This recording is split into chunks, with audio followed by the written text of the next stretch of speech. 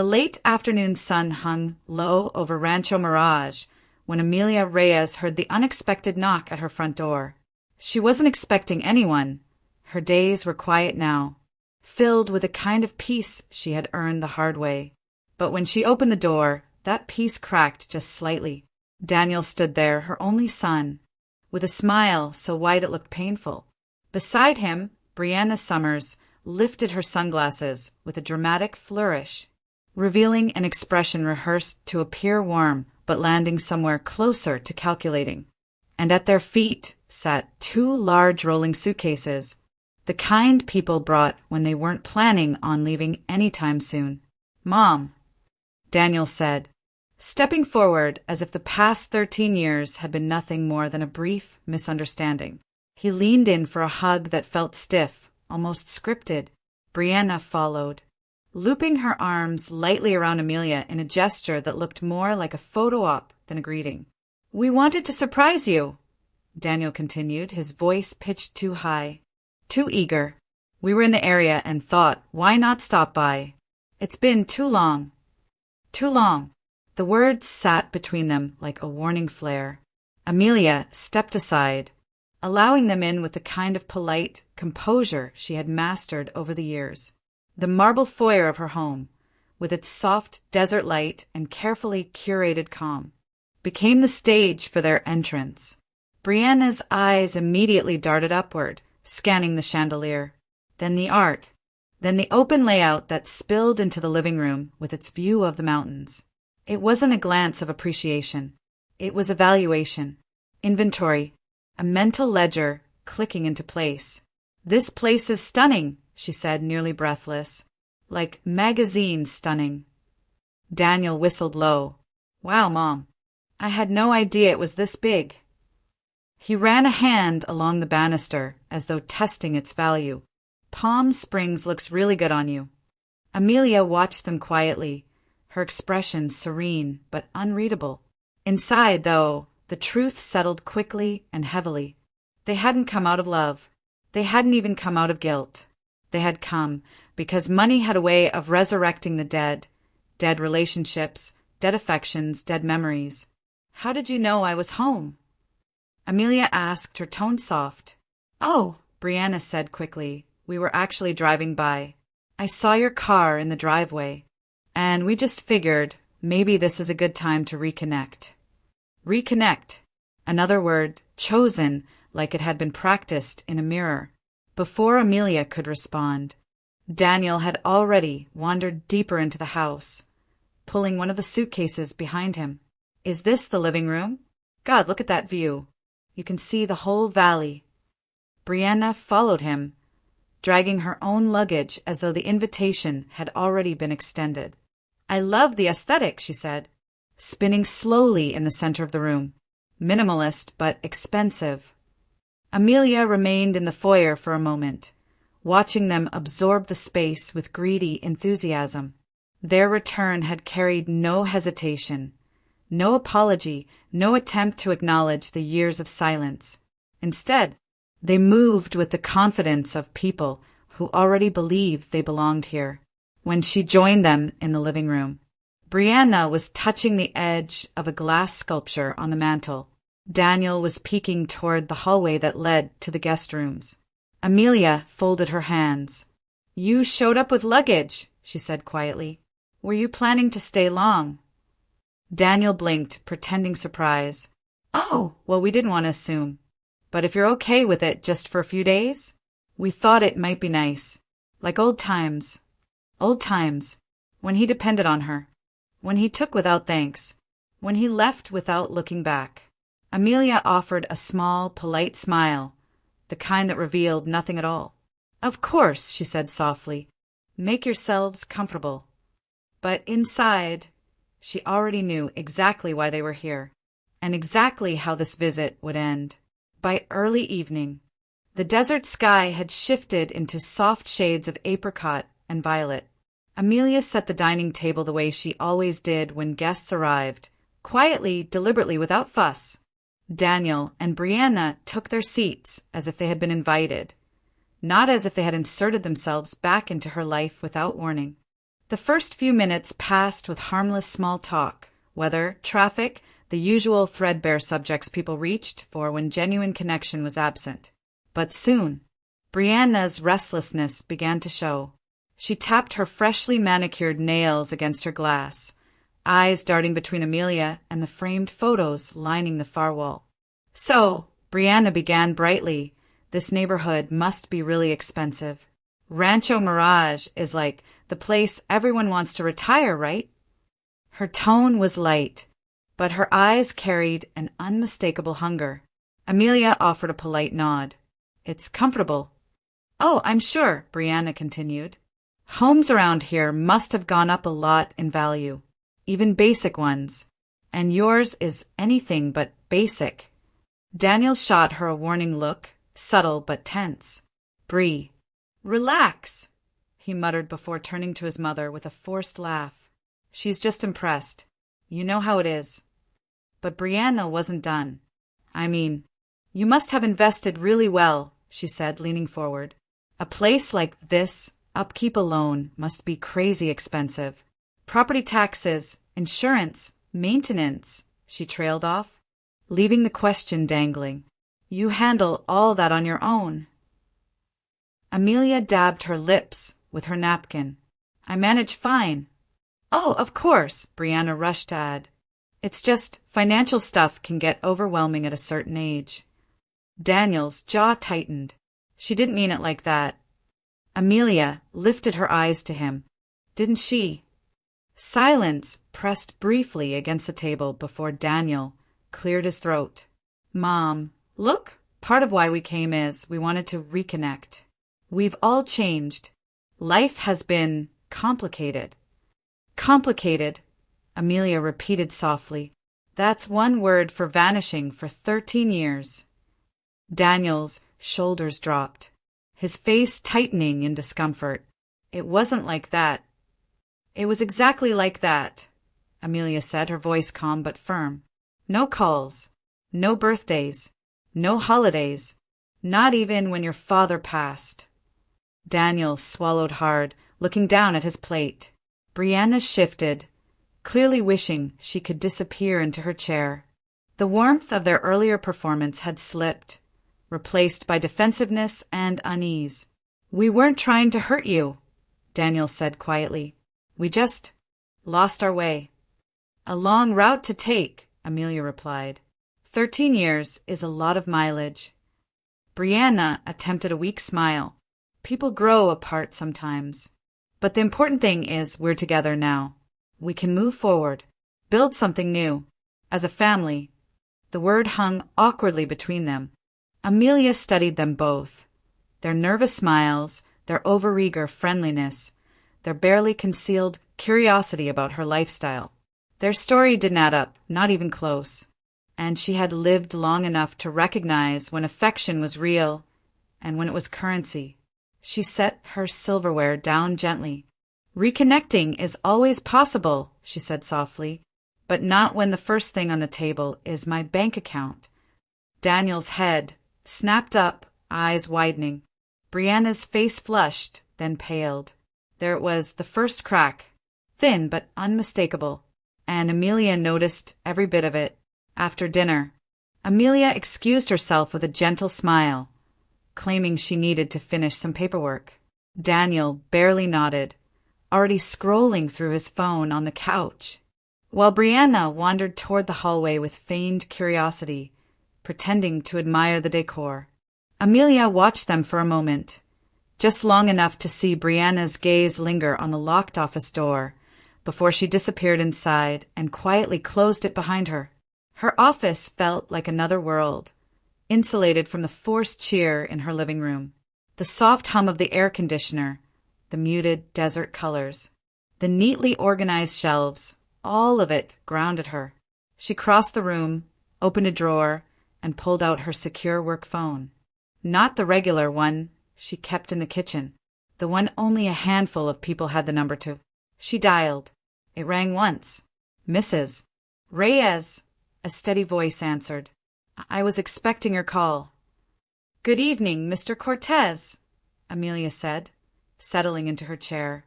They arrived today, both of them, with luggage. A short exhale came through the line. Then my findings arrived just in time. Amelia's fingers tightened slightly around the phone. Tell me. There was a soft shuffle of papers. Your son is in deep financial trouble. His credit cards are maxed, 2 personal loans are in collections, and he's more than 4 months behind on rent.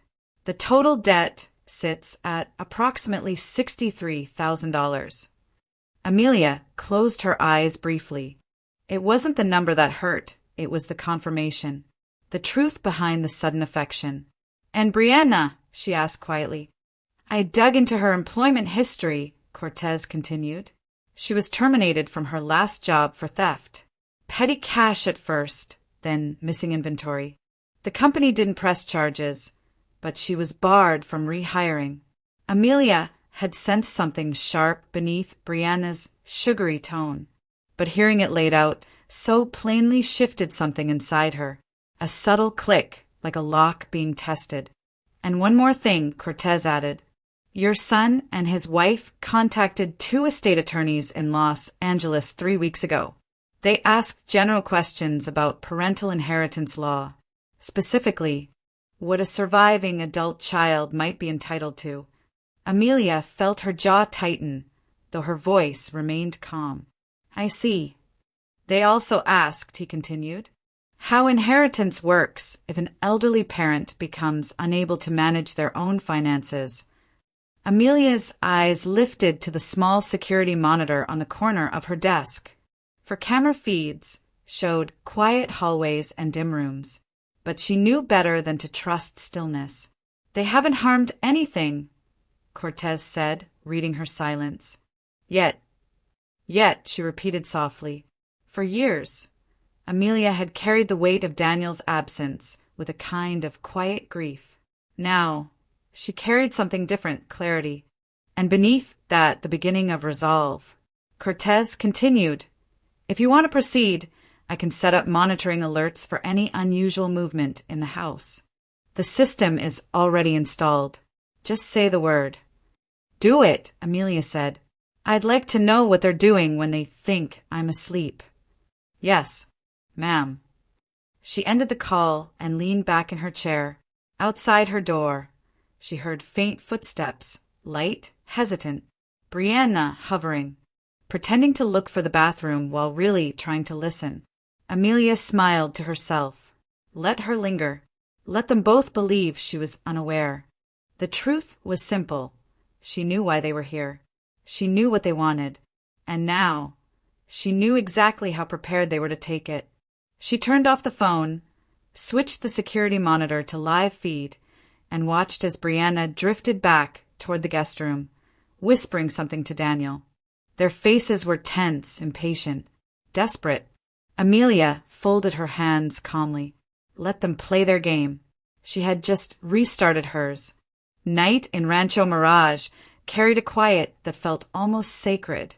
Soft desert air drifting through open windows, distant palms swaying, and the kind of silence that made every thought louder. Amelia sat alone in her bedroom, a small lamp casting a warm circle of light over the quilt she'd stitched years ago. The house felt different now, unsettled by the presence of people who claimed to love her but had only ever returned when they needed something.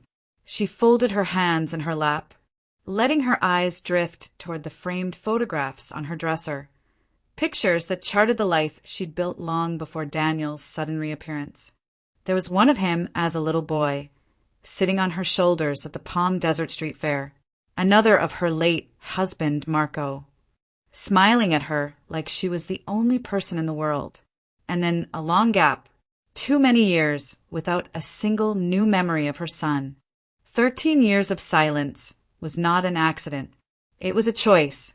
For years, Amelia had replayed that choice in her mind, wondering what she had done wrong, wondering why Daniel had cut her out with such finality. She had left voicemail after voicemail, sent birthday cards that were never answered, and even written letters that came back marked undeliverable. Every attempt had been an act of hope, One she clung to long after hope had stopped being reasonable. She had spent years believing she was the problem, that her love had been too much or not enough, that her grief after her husband's death had somehow driven Daniel away. She had begged in silence, in memory, in the privacy of her own heart. But eventually, she had learned to live differently. Sometime between the quiet mornings spent reading alone and the long afternoons tending the desert garden Marco once planned, she had begun to grow stronger. Not harder, just clearer. She realized that some people returned only when they felt entitled to your life, your time, your money, that their absence was not her failure, but their comfort, their convenience. And now, as Daniel and Brianna slept in the guest room like they owned the space, Amelia finally let herself see the truth without flinching. Their sudden affection, their eager compliments, their invasive questions, none of it came from love. It came from hunger, a hunger for a home they didn't help build, a hunger for stability they didn't earn, a hunger for the life she had rebuilt alone. She rose from the bed, walked to the window and parted the curtains.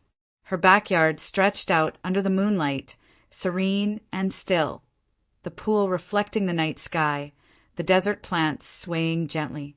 It was a life carved from determination, from rebuilding, from choosing herself when no one else had chosen her. And she wasn't going to let anyone take that from her. Not again. Amelia turned away from the window and reached for her journal, the one she kept tucked inside the nightstand drawer. She opened to a blank page and wrote only one sentence. "This week will educate all three of us." She looked at the words for a long, steady moment. She didn't mean revenge, not bitterness, not punishment. She meant clarity. Daniel needed to see who he had become, someone who only returned when desperate. Brianna needed to see that manipulation wasn't currency in this house. And she herself needed to see one final time that she was done being the mother who begged for scraps of affection. She closed the journal, her decision settled as quietly as the desert night outside. In the hallway, she heard whispers, Daniel's voice, Brianna's sharper one overlapping his.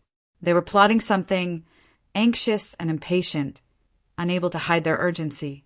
Amelia didn't move toward the door. She didn't need to listen. She already knew the script they were preparing. And for the first time in years, she felt no fear, only a calm certainty. This was the week everything would change. The next morning, the desert sun rose early, brushing the mountains with a warm gold light.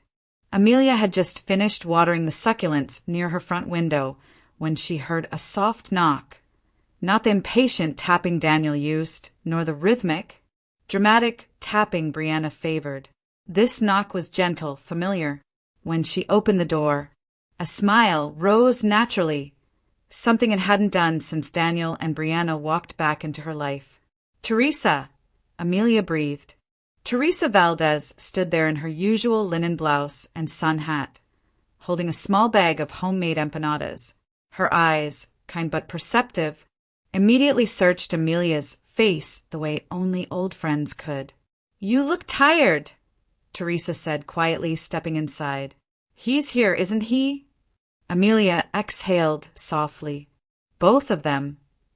Teresa set the bag on the counter and pulled Amelia into a warm, grounding embrace, the kind that didn't demand anything back. "I came as soon as I heard," she murmured. "Neighbors talk faster than the news around here." They sat at the small breakfast nook overlooking the backyard. Amelia poured coffee, while Teresa watched the ripples of heat shimmer above the pool. For a moment they didn't speak. Then Teresa gently touched Amelia's hand. "You don't have to pretend with me," she said. "How are you really?" Amelia looked out toward the mountains. "I'm steady, clear, but it's strange, having them back under this roof after so long." Teresa's expression softened with sympathy and something sharper older. 13 years, she said quietly. "I remember the day he left. Packed his car without a goodbye. You stood right by that gate waiting. For hours." Amelia swallowed, her throat tightening. She hadn't expected tears, but Teresa's words carried memories she had tucked away and stitched closed. "You were broken," Teresa continued gently, "a mother abandoned without explanation. And still, you made excuses for him. You defended him when no one else would." There was no accusation in her tone, only truth. Amelia looked down. "I kept hoping he'd come back on his own, not because he needed something. And now he's here," Teresa said, "because he wants something that isn't his." For a long moment, they let the truth sit between them, steady and undeniable. Then Teresa leaned back, folding her hands. "You're not the same woman you were 13 years ago, and Daniel is not the same boy who left. You know that, don't you?" "I do," Amelia said softly. "I just didn't expect it to hurt in a different way." Teresa nodded. "Hurt changes shape, but so do we." They continued talking about the years Amelia spent rebuilding, about the loneliness she learned to live with, about the quiet pride she had finally forged. Teresa listened, never interrupting, adding only gentle reminders that Amelia had survived worse and risen kinder. Their conversation was still lingering when footsteps sounded in the hallway, quick, uneven ones. Daniel appeared first, stopping short when he saw who was sitting at the table. His face drained for a second before he forced a tight smile. "Oh," he said stiffly. "Teresa, didn't know you were visiting." Teresa met his gaze without blinking. "Daniel." The air thickened immediately. Brianna drifted in behind him, smiling too widely. "Hi. We didn't realize Amelia had guests." "I don't have guests," Amelia replied calmly. "I have friends." Daniel shifted uncomfortably. Teresa's presence unsettled him because Teresa knew everything. She had seen Amelia's grief firsthand, had borne witness to the empty holidays, the unopened letters, the nights Amelia cried herself to sleep. Teresa carried the memories Daniel wished no one else remembered. "Mom," Daniel said, trying to regain footing, "we were actually thinking of going over some things today. Family things." Teresa's eyes didn't leave him. "Family things," she repeated. "You mean the things you ignored for 13 years?" Daniel stiffened. "That's not fair." "But true," Teresa said, not unkindly. Brianna clutched Daniel's arm, her smile tightening into a nervous line. Amelia rose, her voice gentle but firm. "Teresa came to see me, and I'm grateful she did." For the first time since their arrival, Daniel's mask slipped. His discomfort was visible, raw, exposed. Teresa represented everything he had run from: history, truth, accountability, and Amelia saw it all. As the room hovered on the edge of tension, Teresa reached for her hat and stood. "I'll let you deal with your family matters," she said softly to Amelia. "You know where to find me. Querida." She kissed Amelia's cheek, then stepped past Daniel with a calm that unsettled him more than anger ever could. When the door closed behind her, the silence she left behind was heavy. Daniel shifted. "She always hated me." Amelia looked at him steadily. "She never hated you. She just remembers." And as Daniel swallowed hard, avoiding her eyes, Amelia felt it clearly. The past had finally stepped into the room. 2 days later, Amelia drove toward El Paseo District, Palm Desert's polished avenue of boutiques, galleries, and professional offices. The sky was a crisp blue, the kind that made the desert look clean and endless. She parked near a row of jacaranda trees and walked into the quiet building where her attorney, Robert Klein, had his office. Robert had represented her for years. He rose when she entered, offering a firm handshake. "Amelia," he said with a warm, professional calm, "I assume this isn't just a casual check-in." "No," she replied, settling into the leather chair across from him. "I need to make changes. Drastic ones." He nodded, opening a folder already prepared for her. "Your email hinted at that." Tell me what's going on." Amelia didn't raise her voice or dramatize anything. She simply laid out the facts: the sudden reappearance of her son, the debt, the questions about inheritance, the way Brianna had assessed the house like an appraiser. Robert listened intently, occasionally jotting a note. When she finished, he leaned back. "Legally," he said, "you have every right to restructure your estate however you choose. And based on what you've described, it's the correct move." He went over her options: revoking prior beneficiary assignments, placing the home in a living trust with contingencies, adding a no-contest clause, and restricting access to certain financial accounts. Amelia reviewed each one, her expression steady, her mind already decided.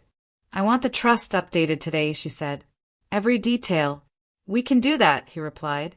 "I'll have the documents drafted by this afternoon." "But Amelia, are you prepared for their reaction if they find out?" She met his gaze. "I'm prepared for everything." Robert nodded slowly. "Then we'll proceed."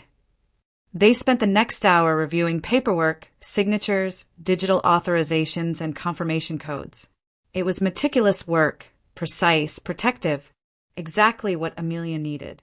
When the final document was notarized, Robert closed the folder with a quiet click. "It's done," he said. "Your assets are now fully shielded. No one can pressure you into anything." Amelia exhaled, not in relief but in certainty.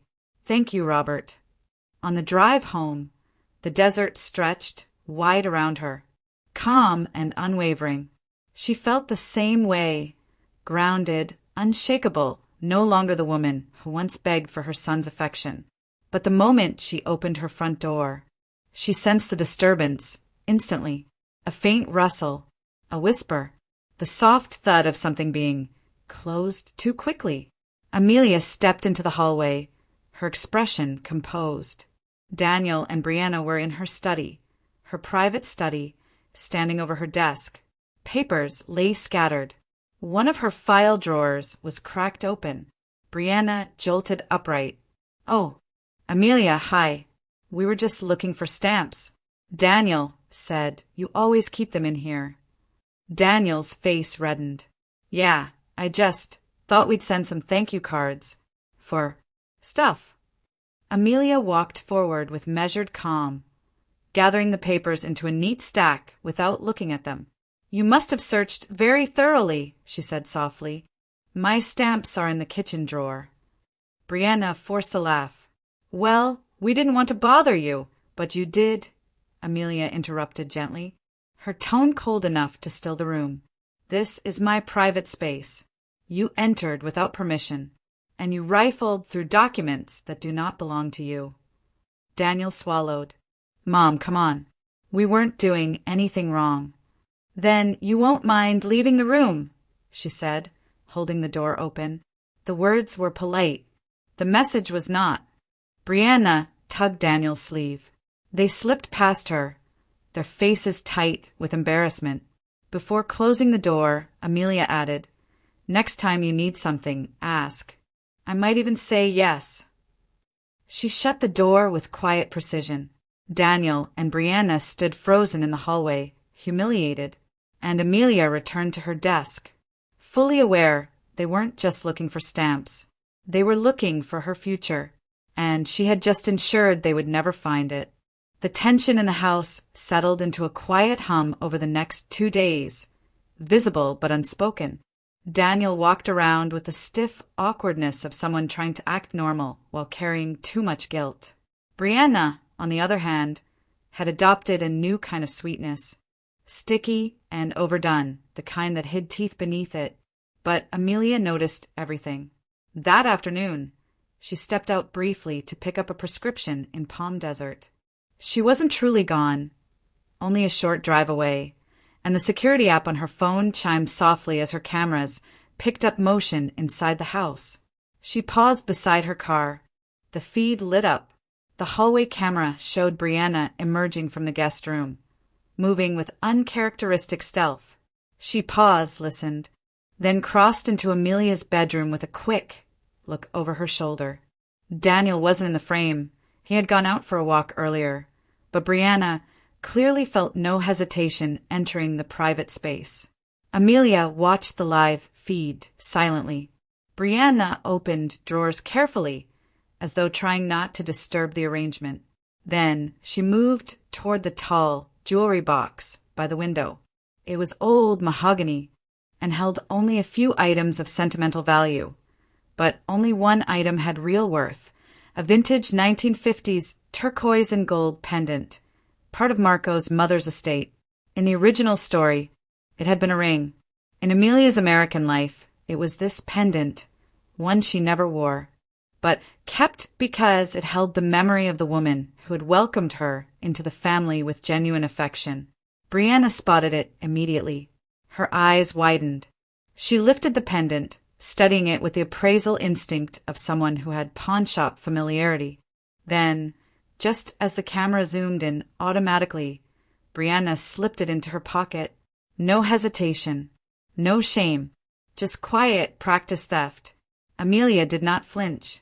She simply closed the car door, reopened it, then sat for a moment with her phone resting lightly in her palm. It wasn't the monetary value that stung. It was the casual disrespect.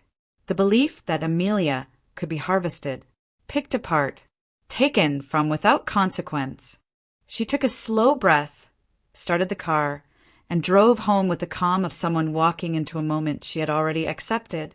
When she stepped through the door, Brianna was in the kitchen, slicing fruit as if she had always lived there.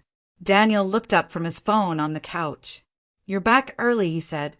"Errand was quick," Amelia replied.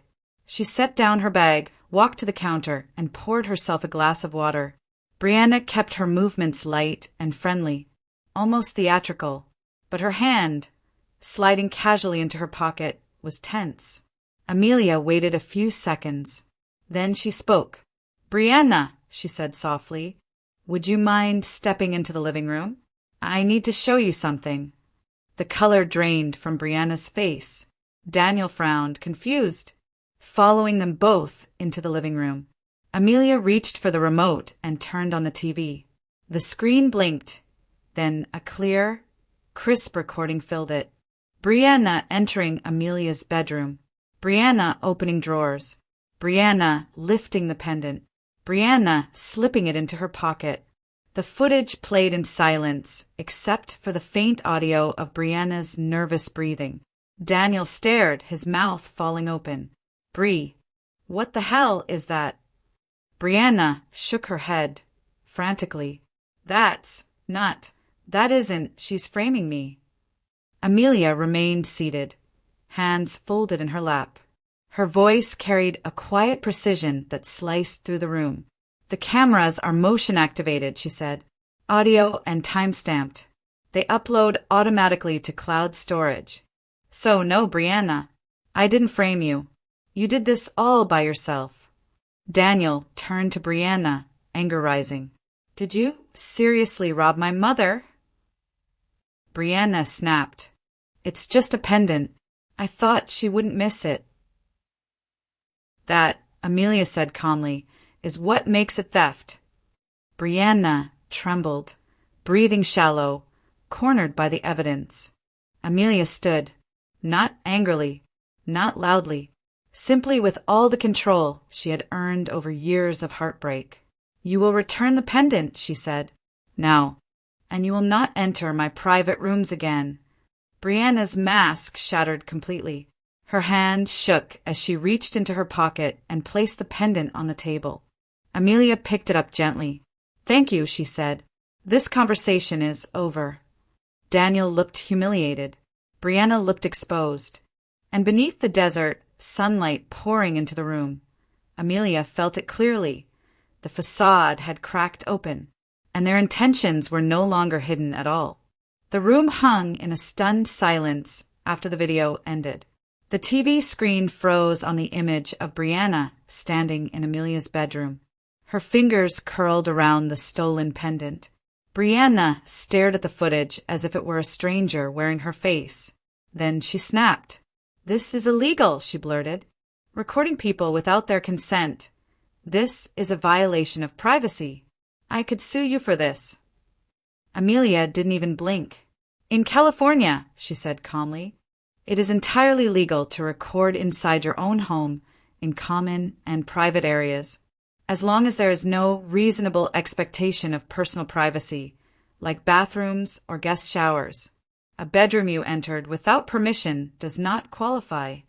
Brianna opened her mouth, then closed it again, struggling to formulate an argument. Daniel looked between them, his face reddening with disbelief. Bree, why would you? Brianna cut him off. Daniel, don't be stupid. She's baiting us. She's setting us up so she can rewrite her will and cut you out. She's manipulating the whole situation. Amelia's voice remained soft, steady. I didn't need to set you up. You walked straight into my room, searched through my belongings, and stole something you believed was valuable. She paused, letting the words settle. You did that on your own. Brianna's composure fractured. Panic crept into her voice. This is ridiculous. I wasn't stealing, I was borrowing it. I was going to ask later. You're twisting everything. Borrowing, Amelia repeated, tilting her head slightly. By putting it in your pocket and leaving the room? Daniel buried his face in his hands. Bree, stop talking. Please just stop. But Brianna was spiraling now, desperate for any leverage. You don't get to treat us like criminals. We came here out of love, out of concern for you. And you're sitting here recording us and accusing me of crimes? You're unstable. Daniel, tell her she's unstable. Daniel stood up, anger rising. Unstable? She's not the one caught on camera stealing. Brianna recoiled. So you're taking her side now? After everything? After the money she owes you? She doesn't owe me anything. Daniel shot back, his voice sharp with humiliation. She gave me everything, and I threw it away. Amelia watched him quietly. Those words were not for her. They were Daniel's first honest admission since he walked through her door. Brianna, sensing the shift, scrambled to regain control. This is elder abuse, she declared loudly, pointing at Amelia. We should call the police. She's exploiting the law. She's threatening me. Amelia did not laugh. She simply opened a drawer and placed a printed document on the table. This, she said, is the California Elder Financial Abuse Statute. It protects adults over 65 from theft, manipulation, coercion, and fraudulent attempts to access their assets. She looked at Brianna evenly. You entered my private room, stole property you believed was valuable, and attempted to justify it when confronted. Under California law, that can be classified as attempted elder financial exploitation. Brianna's face drained of color. You wouldn't. I don't need to call the authorities, Amelia said quietly, but I do need you to understand that I could. Daniel stood frozen, shame radiating from him like heat. Brianna's voice softened into a plea. The mask fully collapsed. Amelia, please. I made a mistake. A mistake, Amelia replied, is forgetting your keys. This was intention. Brianna looked at Daniel, expecting him to defend her. He didn't. Amelia rose with calm authority. You both will stay out of my private spaces, and you, Brianna, will return anything else you might have taken. Today. Brianna trembled. There's nothing else. Good, Amelia said softly. Then we can consider this finished. No yelling, no dramatic finale, just a quiet, undeniable line drawn in the sand. Daniel stood there devastated. Brianna stood there exposed. And Amelia, for the first time in years, stood completely in control. That night, the house felt heavier than it had since Daniel and Brianna first arrived. The confrontation had stripped away whatever performance they were attempting to maintain, exposing the raw, uncomfortable truth lying underneath. Amelia sat on the patio for a long while after dinner, letting the cool desert air settle around her like a quiet shield. Inside, she could hear muffled voices, Daniel and Brianna arguing behind a closed door. Words rose and broke like waves. You embarrass me. You were caught stealing. She hates us. This was your idea. The same old rhythm of blame, deflection, and denial. By the time Brianna stormed out of the guest room and slammed the door behind her, the night had gone completely still. A moment later, Daniel stepped outside onto the patio. He looked wrecked. His shoulders slumped, his eyes hollow, his breath uneven. He took a seat across from Amelia, without speaking, staring down at his shaking hands. For the first time since he'd arrived, he looked his age, not the confident adult he pretended to be, but a man worn down by his own choices. Amelia waited. Daniel finally exhaled a trembling breath. I didn't know, he whispered. About the pendant, about what she was doing. I swear I didn't know. Amelia kept her voice gentle. But you suspected something. That landed. He flinched, looking away. Maybe, he admitted. I've been ignoring things. Pretending everything's fine when it isn't. Silence settled between them, but it wasn't hostile. It was honest. Daniel wiped his eyes with the back of his hand. I'm falling apart, Mom. I can't pay the rent. They're threatening eviction. My credit's destroyed. Brianna and we're not good. Haven't been for a while. He swallowed, shame rising thick in his throat. I don't even recognize myself anymore. Amelia folded her hands. Daniel, why did you come here? He looked up then, truly looked at her, and for the first time, the truth spilled out without filters or excuses. Because I felt like there was nowhere else to go. The words cracked something open inside Amelia. Not pity, not anger, just clarity. Daniel, she said quietly, you've been running from yourself for 13 years. You abandoned your family, your home, your responsibilities. You didn't call. You didn't write.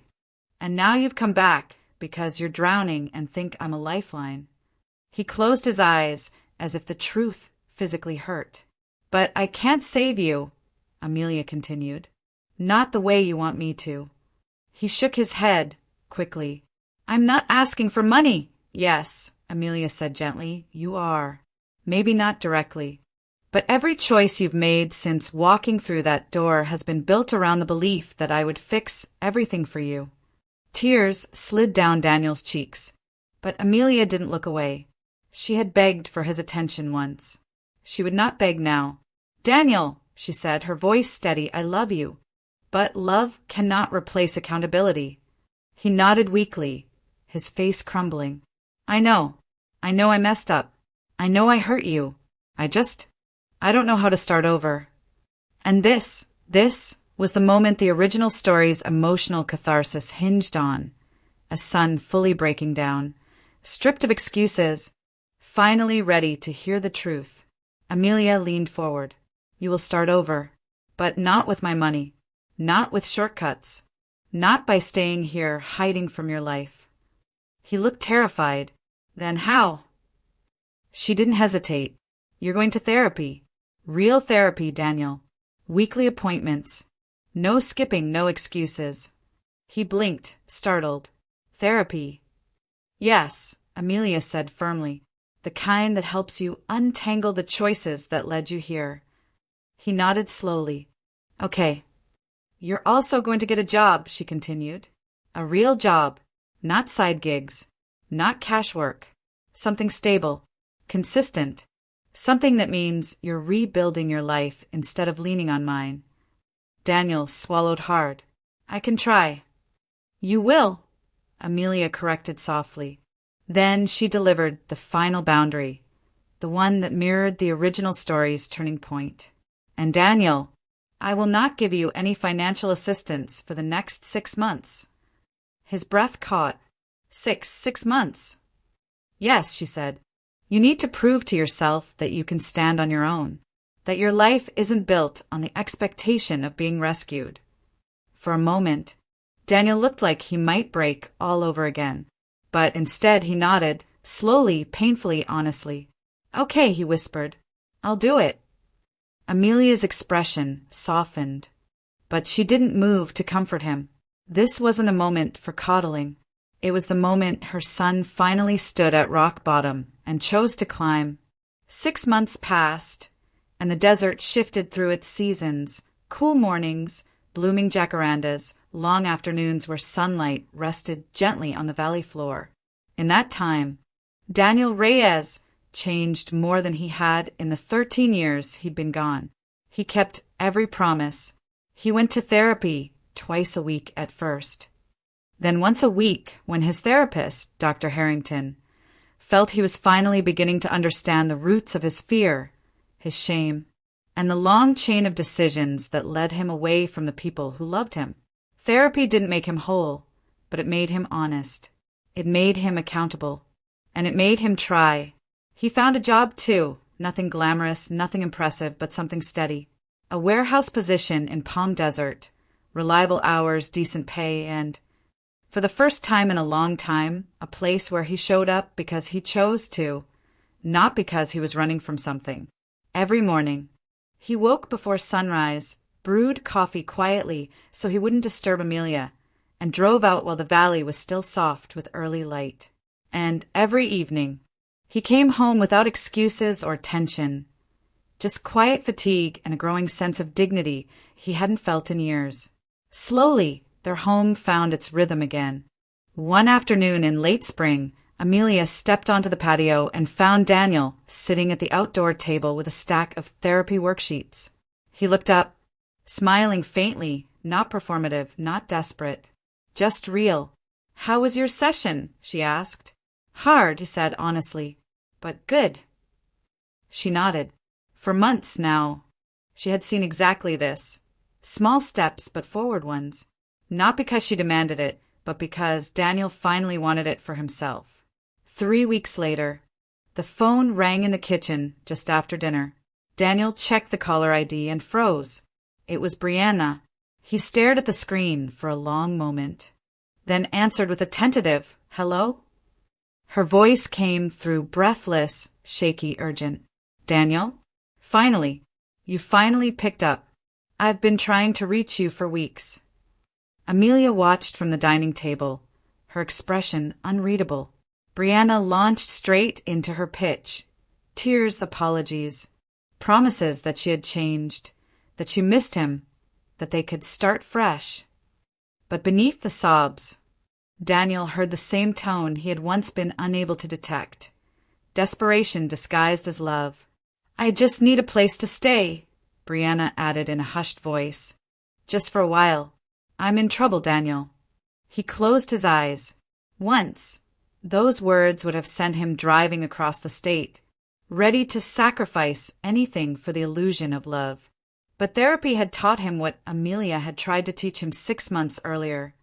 Survival built on someone else's destruction was not love. "Brianna," he said quietly, "I'm not that person anymore." Her voice sharpened instantly.